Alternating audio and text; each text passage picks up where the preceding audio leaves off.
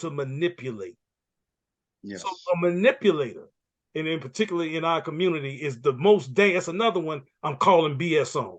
Manipulators. Yes. Trying to manipulate people and then prey on the weak and use them to your advantage and then discard them.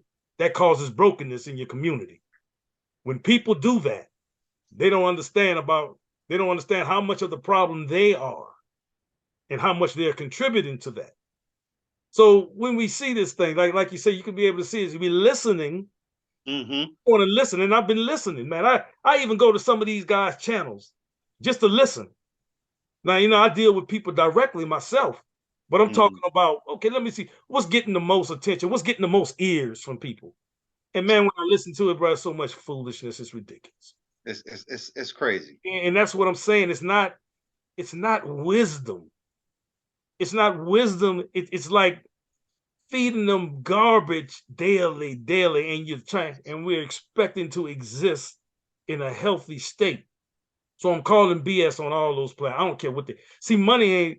You got to get away from talking about money all the time, right? And structure. When you put structure around things, economics fall into place. Structure. Yes. You have no structure. Economics come and go. You can't have balanced economics because there's no structure. You don't have a path. But because I'm listening to what they're saying, all they're asking for is more women, more drugs, more money. That's it.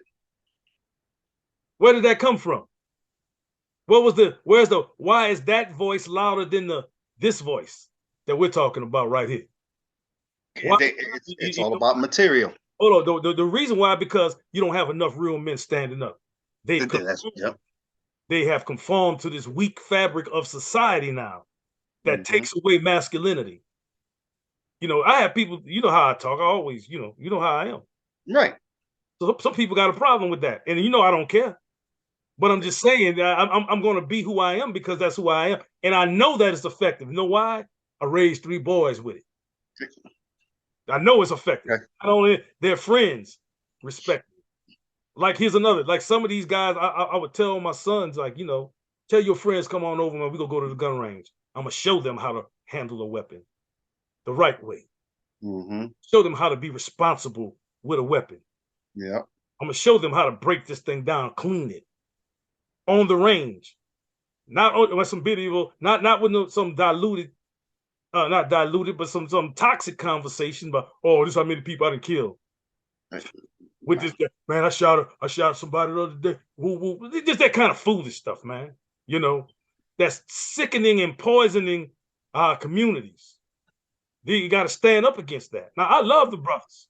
Yeah. But I'll tell you one thing: when someone is spewing filth, and someone is creating destruction in their own community, I can't stand with that. It's bad. It's bad. So we stand for something different here at the Real Man Movement. Truth, first of all. Truth is, I know what combat is. You know what it is. I'm talking about real combat, not what they're calling this on the streets. So when brothers talk about, man, I come from the hood, man, the war zone. That's not a war zone. No, that's an area of confusion.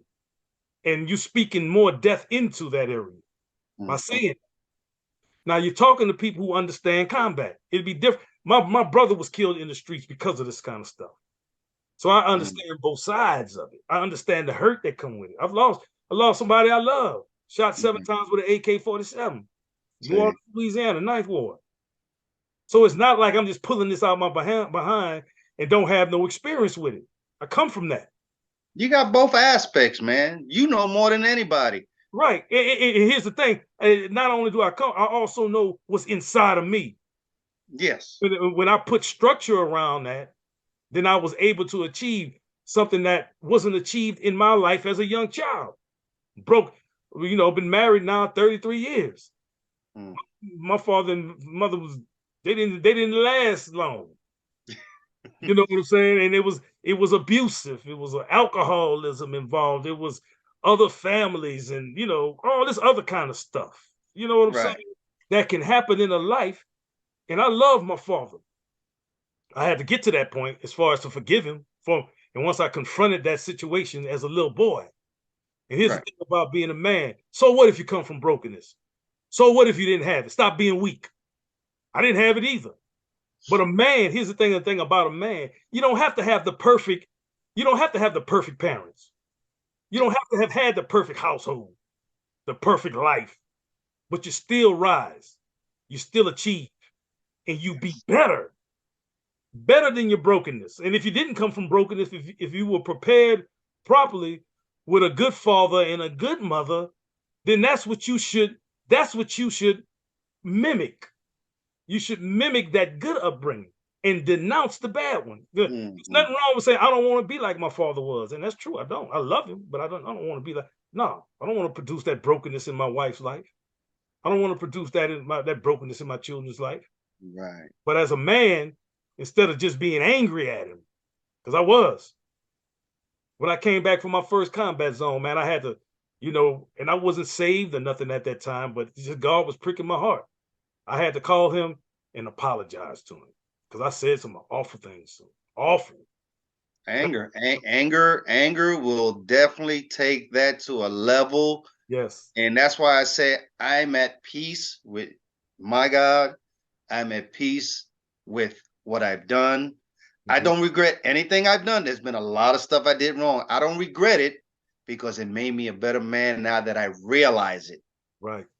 You know, I didn't realize it though. Like you said, you got to realize it, right.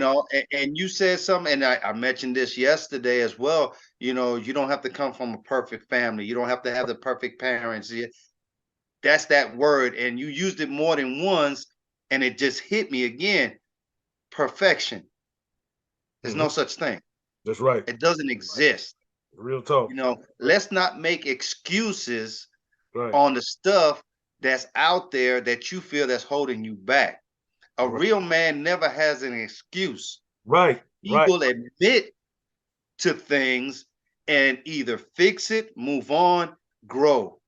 That's all you need. There you go. That's all you need. Fix it, move on, and grow. That's it. That's all you need.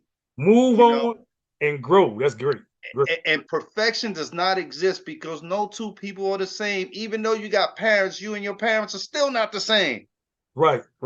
So what you think is perfect, the next person is going to say you're wrong.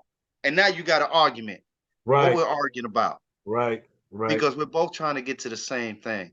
So perfection is a word that's misused all the time. And everybody want to get into an argument saying my way is better because it's the perfect way. Well, you forget. Look at you. You're a man that loves the gym. That's your passion, your thing. Okay. I remember when you used to take me to the gym and try to help me work out. For you, that's perfection because, dude, you can do that. You give me one set on what you were doing, I was done. Right. So guess what? It doesn't work for me.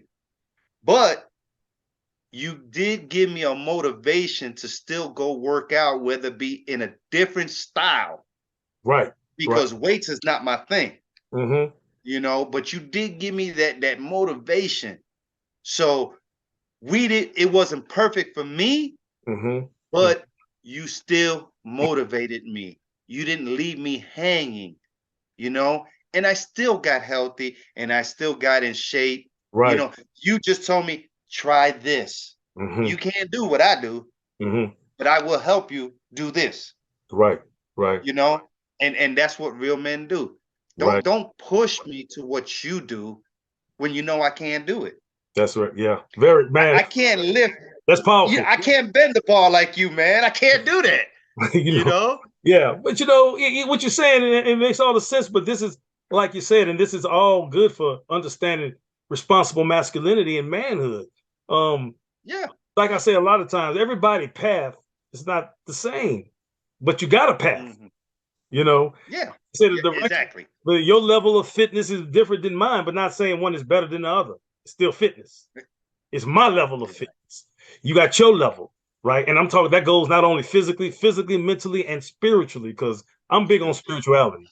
And I know that for me in particular, those are the things that kind of guided me where I needed to be in the places that I didn't understand, where I was angry, and I could have stayed in an angry place. And here's another thing about, like I said a little earlier, about I was so angry with my father that I had to call him. Like I said, after I came from my first after I came back from Desert Storm, I had to call him and apologize to him because it was weighing on me, everything. I didn't think I was gonna make it out of that anyways, you know. So Right. being that I did, and I made this little commitment to God